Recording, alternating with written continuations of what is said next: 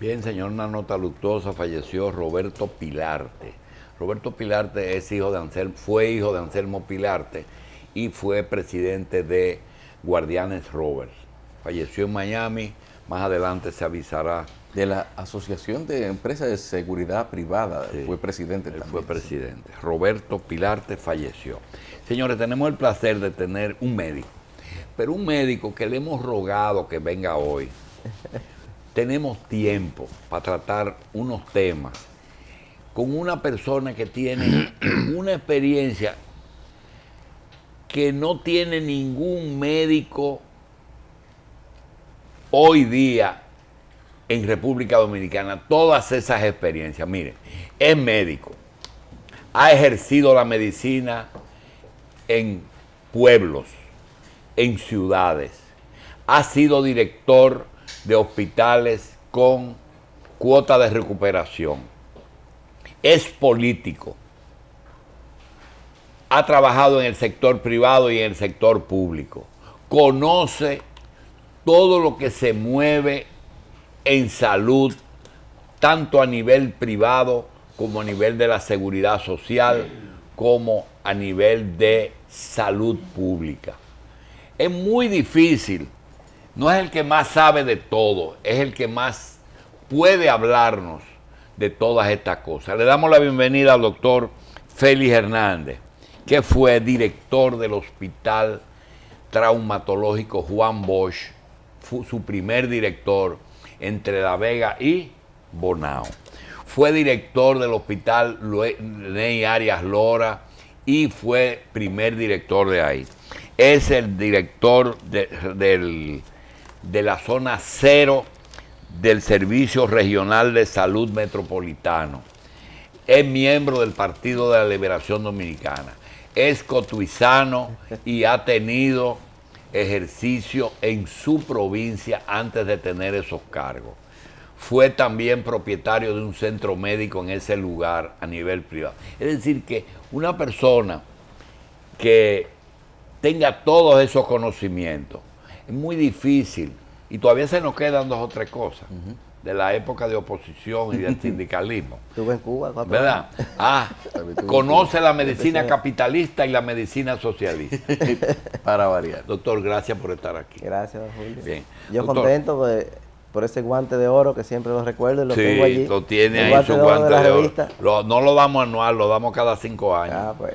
Bien, ahí tenemos ya los 25 guantes de oro que vienen en el 2017. Doctor, nosotros queremos dar una clasecita de alfabetización en salud. El sistema de salud legal, vigente, el marco legal de la salud hoy, ¿cómo está distribuido entre lo que fue en el pasado? Nosotros teníamos salud pública y el seguro social. Sí. El seguro social tenía las pensiones, las jubilaciones y las atenciones médicas de las personas que trabajaban, de los asegurados. Y se le daba atención durante 2 meses de lactancia a los hijos de los asegurados, y tenían derecho las esposas a tener sus hijos en una maternidad del seguro. Y ahí se acababa la seguridad social. Habían pensiones y jubilaciones, habían accidentes del trabajo, había incapacidades que el seguro pagaba mientras estaban. Después vino el nuevo sistema de seguridad social, que tiene que ver con la famosa AFP, que es el sistema de pensiones. Vienen las ARS, que es el sistema de aseguramiento, de protección en salud. Tiene las ARLs, que son el sistema... Una sola. Bien, pero si usted sigue, hay unas palabritas como prestadora de servicio. Yo supongo que esas son las ARS. Las prestadoras son PCS, hospitales, bien, clínicas. Para allá vamos. Hay las estancias infantiles y nosotros queremos que usted nos diga, hoy, hoy, el sistema de seguridad social, ¿cuáles son los tentáculos que tiene de contacto con el público, con los 7 millones de habitantes de República Dominicana? Sí, ya le decía que le agradezco, don Julio, y al equipo, la invitación. Y yo diría que 2 leyes macro que han transformado el sistema tanto de prestación como de aseguramiento. Ya conocemos la ley 4201, que es la Ley General de Salud, la que tiene todo el marco legal en cuanto a la conducción del sistema, y la 8701, que es la Ley de Seguridad Social, que tiene que ver directamente con la prestación del servicio de salud. Pero ha venido, y ya creo que es la parte más interesante, una nueva ley, que es la Ley 123-15, que crea el Servicio Nacional de Salud y que crea una separación de funciones, donde el Ministerio de Salud queda como parte rector del sistema. Esto de rectoría tiene que ver con la conducción del sistema, la regulación, las normativas del sistema, tiene que ver con la habilitación de los centros de salud, público y privado, y tiene que ver con todo aquello de salud colectiva, tiene que ver con los programas de dengue, tuberculosis, sarampión, chikungunya, malaria, zika, todo lo que tiene que ver con programas de salud colectiva. Entonces, esa parte rectora es conductora, y que antes teníamos el ministerio que era tanto rector como prestador de servicio, era como juez y parte. Tenía los hospitales, pero tenía también la conducción del sistema. Y usted veía también el clientelismo, el asistencialismo, porque era asistencia social. Hoy salud pública no es asistencia social porque no tiene el programa de dar las camas, dar la leche, dar la silla de ruedas, todo esto, lo que era el programa de los envejecientes. ¿De dónde pasó eso? Lo pasó a CONAPE, por ejemplo. ¿Qué es CONAPE? CONAPE es lo que dirige la parte esta de cooperación para los envejecientes, toda la parte de asistencia. Se dividió la salud pública. Una separación de funciones. Ok, entonces en esa separación, las cosas que eran regalar silla, leche y eso, pasó a CONAPE. No, pasó a la parte de los envejecientes. Ayuda a envejecientes. Los niños y adolescentes pasaron a la Procuraduría. Todo lo que tiene que ver con esa parte. Y los niños no son en CONANI. No, pero la parte también había ayudas. Ya. Por la parte de los adolescentes, los niños y toda esa parte de servicio que se le daba a los adolescentes. ¿Y el Servicio Nacional de Salud? Sí, ¿qué tiene? Para allá voy ahora. Le estoy definiendo toda la parte rectora que quedó manejando el alto costo, porque esto es riesgo financiero país, los medicamentos de alto costo que siguen en el ministerio. Quedó manejando lo que es la guía de construcción de hospitales, que antes tampoco existía esa guía.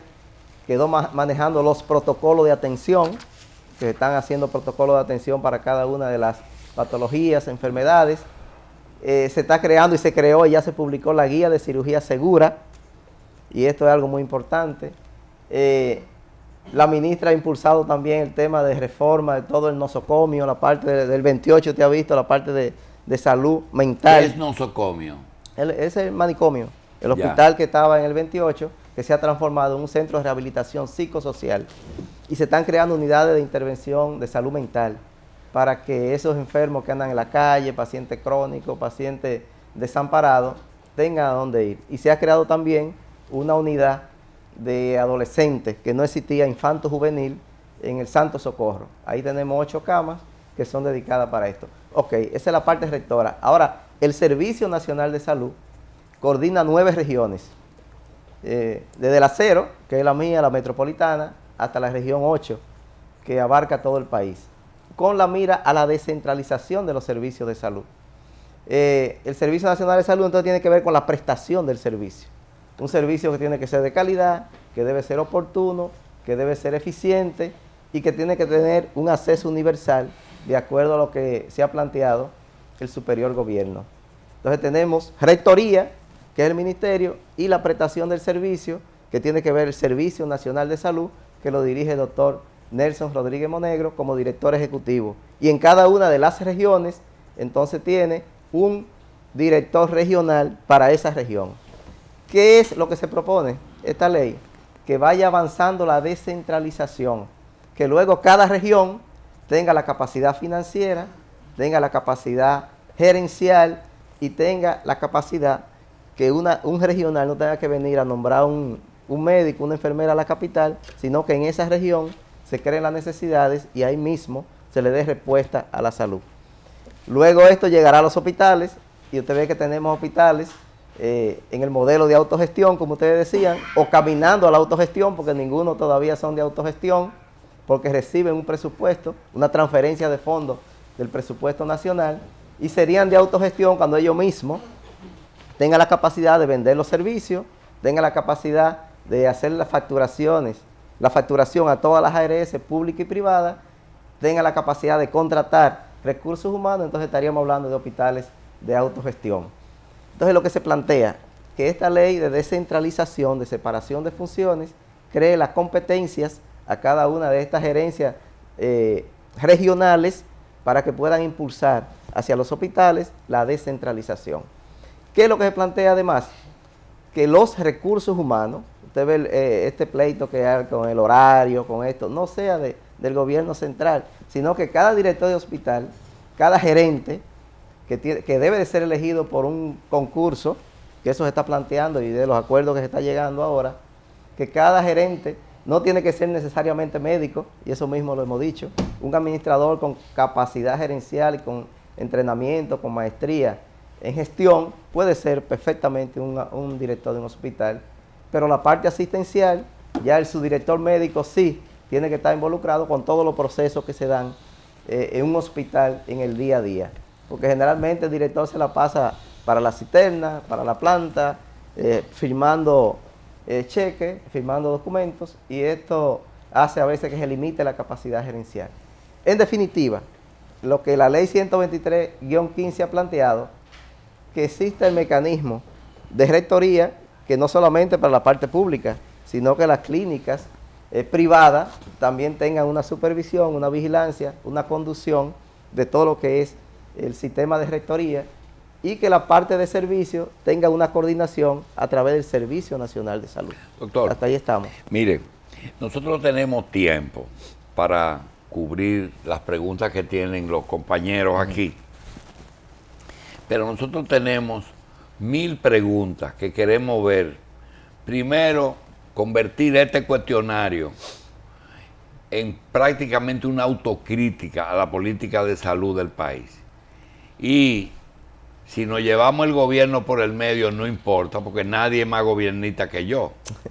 Pero yo quería que el país sepa que el sistema de salud, para mí, no está siendo bien manejado por ustedes. Ustedes tienen una visión clara en privado de lo que es la salud, pero en la práctica yo no entiendo. Entonces tengo una serie de preguntas que comenzamos justamente por la política.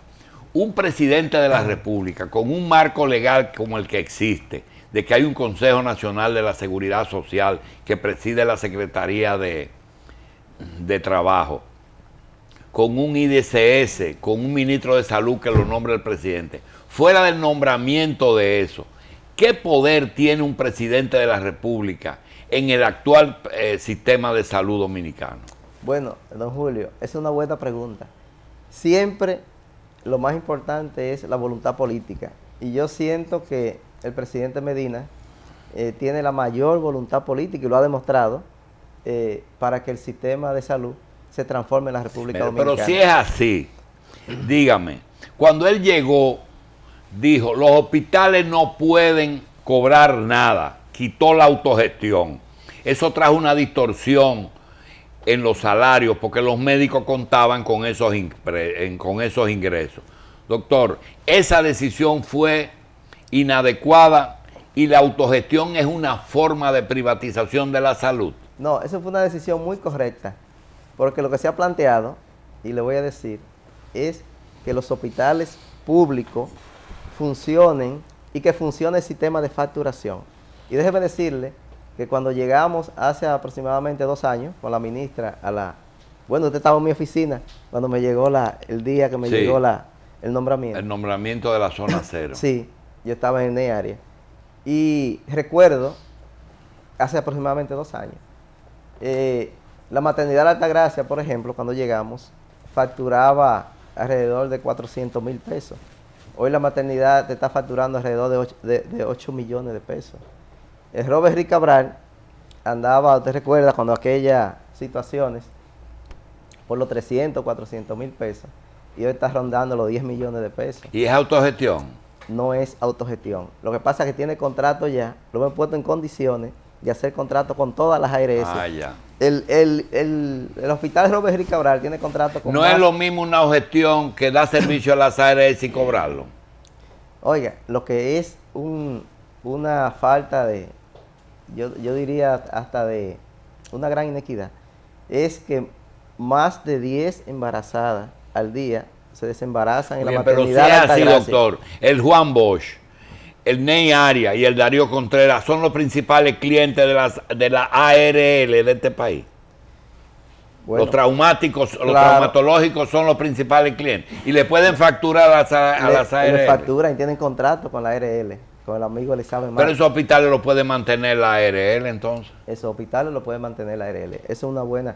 Pero además es que esos hospitales, déjeme decir lo otro, van pacientes de ARS privada, de ARS humano, y de pueden pálido. cobrar, sí. Entonces van y como no tienen contrato, o como no tenían algunos con esa ARS, entonces los pacientes lo veían gratis, le ponían ese famoso clavo que usted dice, que a veces tienen que durar ahí una semana esperándolo. Y entonces se iba gratis y no se sabía el paciente cuánto Doctor, consumía. Mire, eso de los clavos, lo voy a interrumpir mucho, eso de los clavos es tan interesante que yo viví una experiencia con este brazo. ¿Usted sabe lo que hacen los que venden clavos? Sí.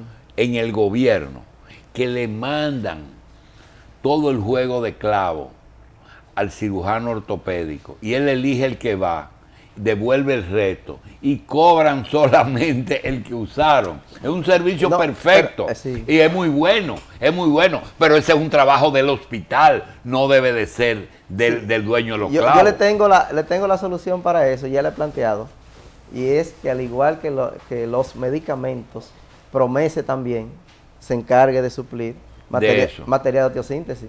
Porque es algo muy importante, porque a veces los directores de hospitales, sobre todo de trauma, tienen una cama ocupada. Lo van a colgar por esa... No.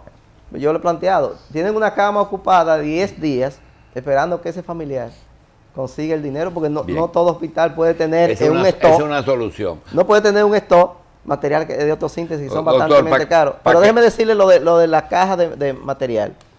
Es que el fémur suyo y el fémur mío no son del mismo tamaño. Eso está perfecto. Entonces hay que llevar una bandeja irlo midiendo para ver cuál es que le entonces sirve. Entonces se coge de ahí que le sirve a Feli Hernández. Pero eso debe ser y que le sirve a don Julio. ¿Cómo se llama la de los medicamentos? Promesa. De Promesa. Es una propuesta. Pero muy bien, esa va, doctor. Y ahí eliminamos lo que usted dice, que se ponen al frente, doctor, se ponen acá. Una de las grandes diferencias que yo tuve con usted, cuando usted era director del traumatológico, era un comentario que se hacía aquí que a usted no le gustaba, que yo decía que el director del hospital no mandaba y que el administrador mandaba, era el que más mandaba, después del jefe político de la zona. Sí. Es decir, que aquí los jefes políticos van al Darío, van al Ney Arias, van al Calventi, van al Marcelino y dicen, nosotros queremos, primero, que nos nombren el administrador. Segundo, queremos al jefe de personal. Tercero, al encargado de almacén. Y cuarto, 4 sueldos para nuestros dirigentes de más de 40,000 pesos. Esa administración hizo que muchos directores o se metieran a hacer política para que los respeten, o en cambio se trataron de imponer o sencillamente de someterse a ellos. ¿Cómo usted ve esa presencia del PLD en los hospitales? Sí, yo diría que mi experiencia, que vengo de hospitales del modelo de concentrado. Este fue un exalcalde que te manejaba el tema. Pero yo creo que no. ¿Cómo era que llamaba? Jesús Félix. Jesús Félix. Era el jefe de ahí. No, déjeme decirle que no, que incluso eso trajo problemas. Yo sé que a usted no le gustaba. Pero no, que eso no. Porque si usted tiene un buen proceso de reclutamiento, selección de personal, como fue lo que hicimos allá en Santo Domingo Norte y se hizo en Juan Bosch, los resultados se ven luego, que usted va a tener un personal capacitado, empoderado. Por eso yo le decía que la selección y el pleito, la lucha con los médicos, enfermeras, personal de la salud, colaboradores, debe pasar al hospital, que no debe ser un tema de debate, que cuántas horas tú trabajas, que cuántas horas... Oye, eso se controla dentro de la institución, con el ponche digital y con el modelo de contratación. Porque y va a poner al gato a cuidar la carne. Oiga, el modelo de... Los médicos se ponen de acuerdo y se cubren uno con otro. Espérese, pero entonces por ahí es que viene el tema, y lo digo, la voluntad política. El presidente ha dicho que esos cargos van a ser por concurso, por capacidades. Entonces, eso no es por clientelismo, no debe ser. Entonces, cuando usted tiene la capacidad de nombrar, tiene la capacidad de sancionar, tiene la capacidad de cancelar, pero tiene la capacidad de incentivar, usted realmente dirige su institución. Ahora, si a usted se le nombran ese personal en otro sitio y se lo mandan, y a veces usted quiere un ginecólogo y le mandan un pediatra, no hay ninguna autoridad en la cabeza de la institución. Doctor, yo creo en que debe ser la contratación en la institución y que el presupuesto, oiga bien, esa subvención histórica termine, que debe ser un presupuesto que se haga en cada institución y eso pase mensualmente. Doctor, por una transferencia de fondos. Usted no perteneció a ese grupo. Mire, César Mella, Tati Guzmán y Waldo Suero fueron 3 expresidentes de la AMD que discutieron el problema con el PLD. Y yo le quiero decir una cosa. Para César, yo temí por un infarto, porque el problema es que da bien con los dos sectores.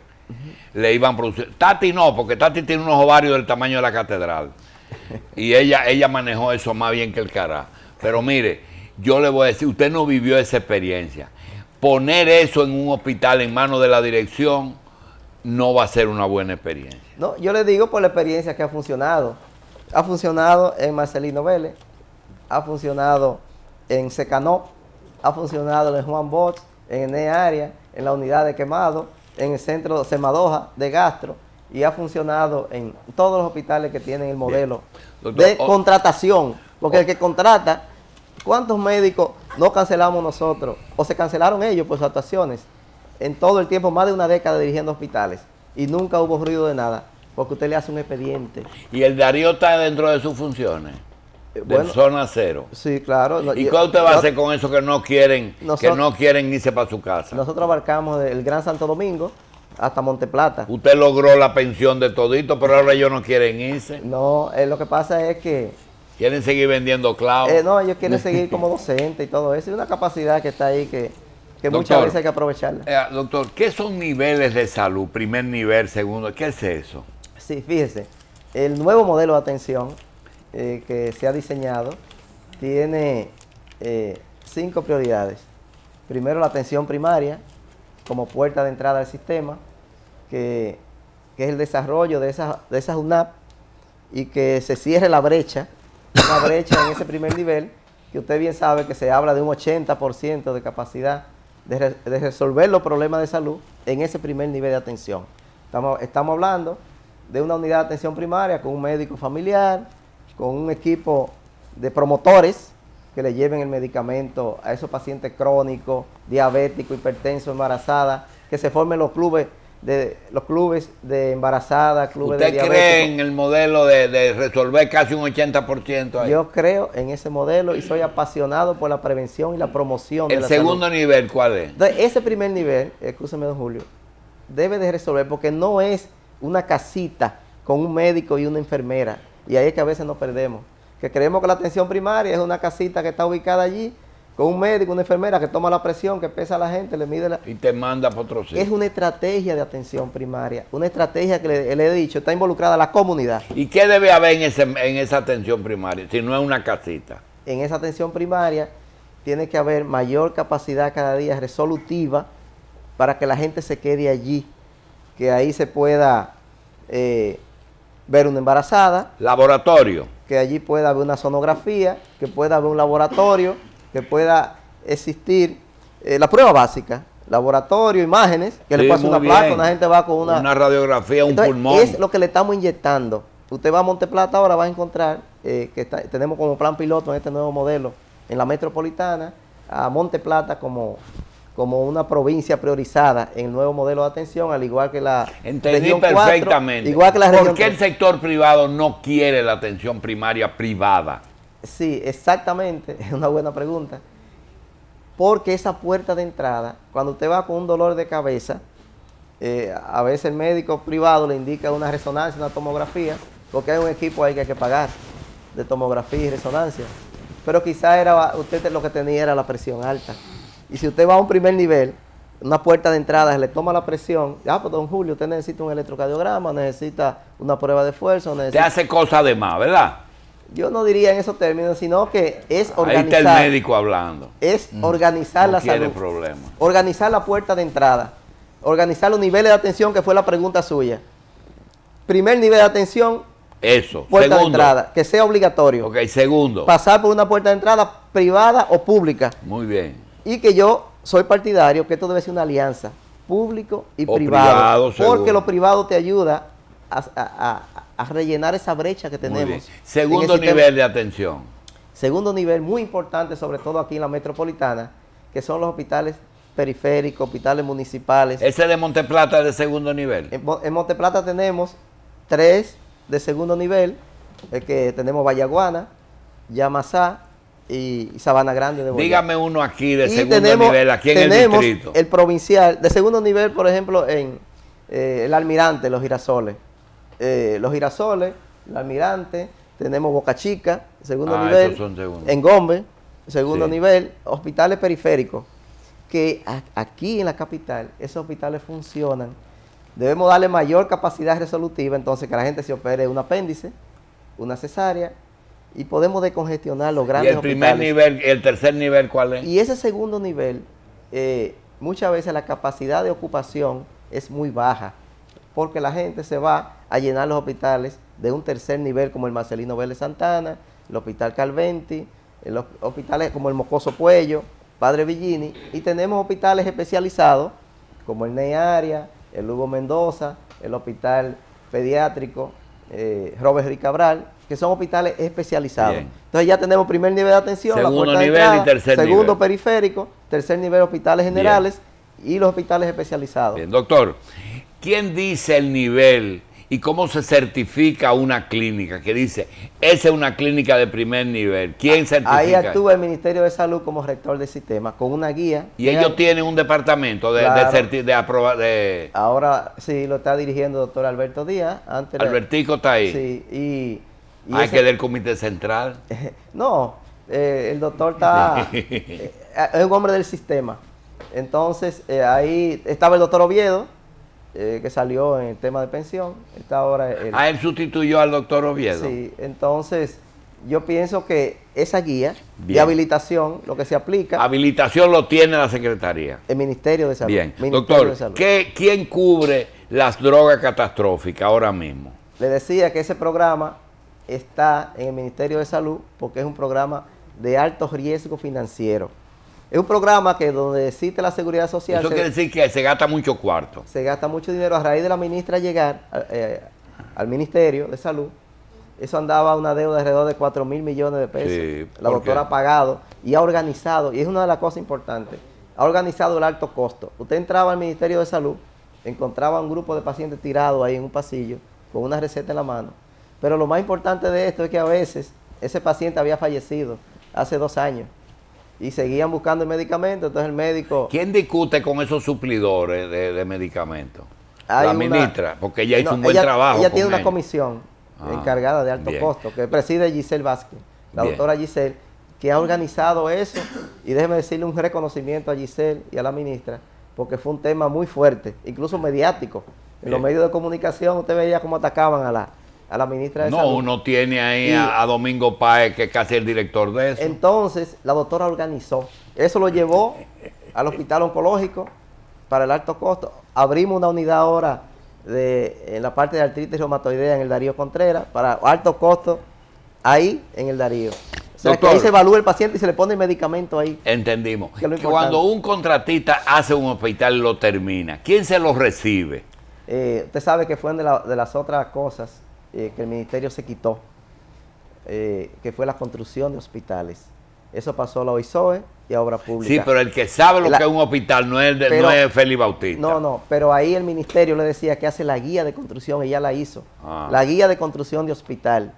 Le presenta la guía, tiene que adaptarse a esa guía de construcción y entonces ya los ingenieros le dan seguimiento con la supervisión del ministerio y un viceministerio que hay que funciona, que es el viceministerio de calidad. Bien. Que funciona todavía en el Ministerio de Salud. Seguimos con las 1000 preguntas. Doctor, un pobre, una persona que está en la calle, que no tiene seguro, que hasta no tiene cédula, un haitiano sin documento, que sea pobre de solemnidad, que es como nosotros le decimos, ¿quién lo atiende si se enferma? Bueno, ahora tenemos, gracias a este gobierno, el 911.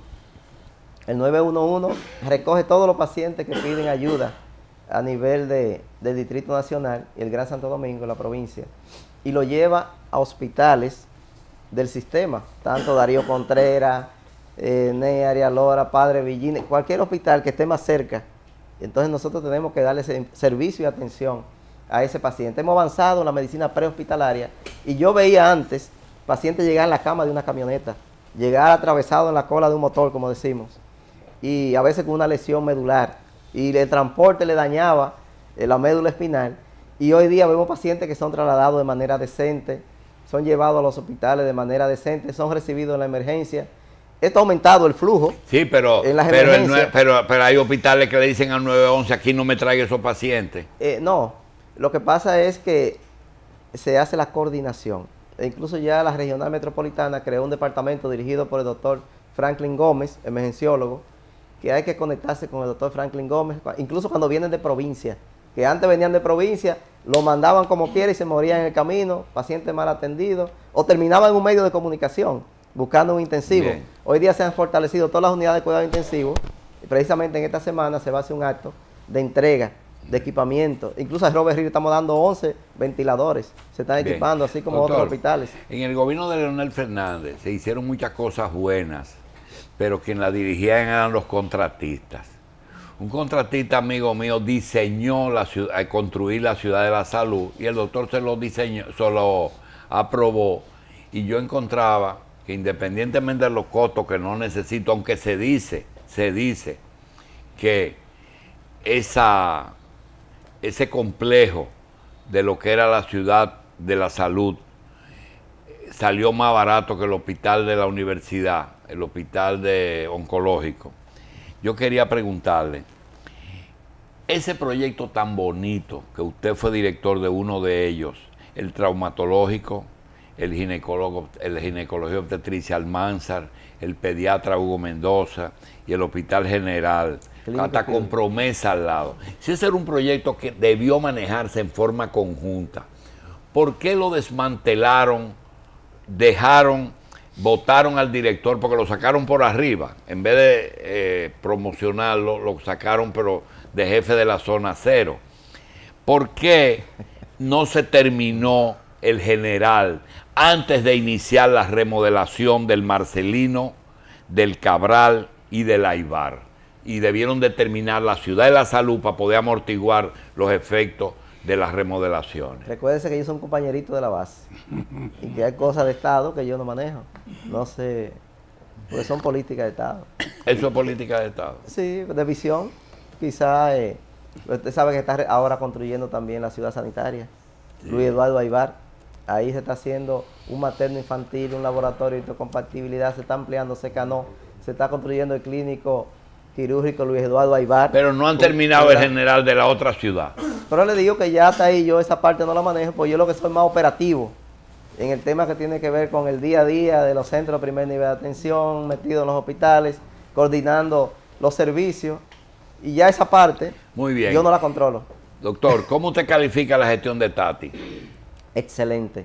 Yo diría que es la ministra que va a pasar, y no porque yo trabajo con ella, ni que sea mi profesora, ni que sea mi querida profe, como yo le digo, pero le digo que es trascendental porque fue la única ministra, oiga bien, la única ministra que tuvo la capacidad de desprenderse, de nombrar una enfermera. Nadie se desprende de nombrar una enfermera, nombrar un médico, nombrar un promotor, nombrar un asistente social. Se desprendió de nombrar gente porque creó la separación. Ella se quedó como rectora Nada más eliminó el clientelismo de salud pública, no tenía aspiración de ser diputada, ni de ser senadora, ni nada. Está harta del cargo ya. La doctora no es harta, sino que llegó con una visión que ella la traía incluso cuando era presidenta del Colegio Médico, cuando fue diputada, cuando fue secretaria de salud, porque déjeme decirle 3 veces, es un récord. Secretaria de salud 97, ministra de salud, gestión anterior, y volvió a ser juramentora como ministra de nuevo, 3 veces. Tuvo la visión de sacar ese clientelismo del Ministerio de Salud, porque ella impulsó una reforma que faltaba, con la voluntad política, por eso le digo, del presidente Medina, de separar funciones, rectoría y provisión de servicios. Entonces, nadie había dependido de construir hospitales, porque ahí estaba el dinero, dice usted, yo no sé, sí, pues yo no controlo eso. Pero ningún ministro había dependido de construir, de reparar. El Ministerio de Salud se desprendió de eso. Yo digo que también asumió una política seria en el alto costo, donde era también un tema pendiente, de que gran cantidad, había un desorden ahí a nivel de eso, y ella reestructuró todo el alto costo, llevarlo a los hospitales que controlen eso, el hospital de cáncer, que evalúe el paciente y le aplique el medicamento ahí. Pero era medicamentos que andaban en... Entonces, una buena gestión. Yo diría que del 1 al 100, 101. Bien.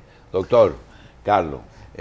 Ya actualmente los hospitales ya no sé, la cuota de recuperación y las necesidades que tenía que cubrir el paciente por su lado, ya todo eso es algo que ya no se habla de eso. Bueno, cuota de recuperación eso no existe, porque el presidente, con la visión que le dije, quiso llevar a los hospitales a ser más eficientes. Los hospitales no facturaban. Nosotros llegamos, no facturaban, o facturaban algo muy pírrico, era un desorden. La glosa estaba arriba, la glosa es lo que le devuelven las ARS y el mismo SENASA. Hoy día tenemos hospitales que son modelos, que ya tenemos hospitales, por ejemplo en Sabana Grande de Boyá, le tomo uno, ese dice, ya yo quiero hasta que me saquen de la subvención, yo necesito subvención, con lo que le factura a toda suficiente. Es autogestionable. Y hay hospitales tradicionales, que no son de autogestión, sino del modelo tradicional, que han duplicado, triplicado 4 veces lo que es la facturación, porque se han organizado. Y déjeme decirle, cuando se logre, y esto sí debe ser obligatorio, porque Ada quiere noticias, esto debe ser obligatorio, que todas las ARS privadas firmen con los hospitales públicos. ¿Por qué? Porque le estamos dando un dinero a las ARS privadas, un servicio que no se cobra. Cuando yo le hago 10 partos en la maternidad a una ARS de esa fuerte privada y no le facturo ni le cobro, entonces yo le estoy dando un dinero que lo necesita un pobre. Y la seguridad social, estamos hablando de la equidad, solidaridad, universalidad y el acceso para todos. ¿Son ellas mismas las que están obstaculizando esas firmas? Es que no quieren firmar con los hospitales públicos. Entonces esto debe ser una línea. ¿Hay copago en los hospitales públicos? No hay copago. Es por eso que muchos pacientes con una ARS privada, como no tienen que pagar copago, mejor tienen un seguro privado y van a parir a la maternidad. Ahí lo recibe Luis Rivero, un grupo de médicos buenos. Se atienden, nacen 75, 80 muchachitos diarios. Y ahí van y dan a luz y se van y no tienen que pagar un centavo. Doctor. No tienen que pagar un centavo aún no teniendo seguro. Entonces, eso yo digo que es una falta de equidad. Doctor Hernández, ¿qué es regionalización? ¿Qué es lo que es zona cero? ¿Y a qué zona están asignados los haitianos que no, están desprotegidos y que cada día son más? ¿Están en la frontera, en la zona de la frontera, o están dispersos en todo el país? Bueno, la región cero, que era cero, yo le he dicho que debe ser metropolitana, porque los ceros no es nada, y ya le hemos ido cambiando de cero a metropolitana. Coordina lo que son unos 47 hospitales del Gran Santo Domingo y Monte Plata. Ahí manejamos lo que es el primer nivel de atención en cuanto a la supervisión, el servicio, la rehabilitación, todo lo que tiene que ver con esto. Al igual que las otras regiones. Esos extranjeros que usted menciona están dispersos en todo el país. Y cuando van a Los Minas, a San Lorenzo de Los Minas, o van al Darío Contreras, hay que darle la misma atención que se le da a un ciudadano dominicano. El Darío Contreras es un hospital ya que está climatizado. ¿Distorsiona el presupuesto de salud la presencia de esas personas? Totalmente. Yo he planteado que se le mande esa factura a Cancillería, independientemente de donde venga. Que se le mande la factura y se mida el gasto en salud. Porque una de las cosas que tenemos nosotros en este país es que no se mide el gasto, el costo, el costeo. Un paciente... La salud no tiene precio, pero tiene un costo. Y alguien debe de pagarla. Los hospitales son empresas sociales del Estado, sin fines de lucro, pero sin vocación de quiebra. Porque cuando quiebra, quebró el gerente. Entonces yo en mi hospital tengo que verlo como una empresa de servicio de salud, donde yo tengo que tener la equidad de que el más tiene, la ideal que menos tiene, pero que alguien me pague ese servicio. Entonces, no hay forma de dar un servicio de salud con calidad si no hay recursos financieros. Salud es financiamiento, que debe venir del sistema de seguridad social y así está diseñado. Salud es rectoría, que está definido ya el proceso rector, que lo maneja el ministerio como conductor. Y salud es la provisión del servicio, lo que damos nosotros, que debe ser con calidad, con oportunidad de acceso, con un tratamiento humano para los pacientes, que el paciente no vaya a pedir un favor a los hospitales, sino que está siendo tratado como un verdadero ser humano. Y ahí tenemos que avanzar, don Julio, en la parte de prestación, en la parte de servicio. Ahí tiene que ver mucho el colegio médico, tiene que apoyarnos a nosotros tenemos que apoyarlo a ellos. Esto no es un asunto de pelearse uno con otro, ni terminar un diálogo. El diálogo sigue, debe de seguir porque debe ser permanente. Tienen que acompañarnos a nosotros para dar un buen servicio con calidad y eficiencia. Doctor, si yo fuera el presidente de la República, usted fuera mi ministro de Salud, pero desgraciadamente ninguna de las dos cosas se van a dar. No. Doctor Félix Hernández, vamos a darle las gracias y vamos a desearle éxito en su zona metropolitana. Don Julio, lo que hacemos la cosa es con pasión. Y usted decía que yo dejé el sector privado donde venía. Que usted tiene experiencia. Porque yo me enfoco en lo que estoy haciendo.